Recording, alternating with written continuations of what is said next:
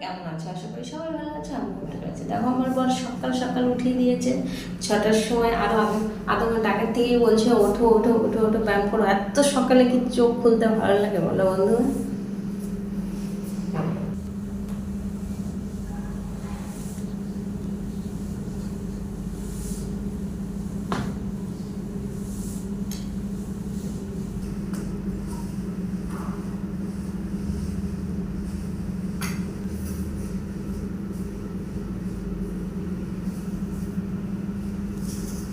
কিছু বলো।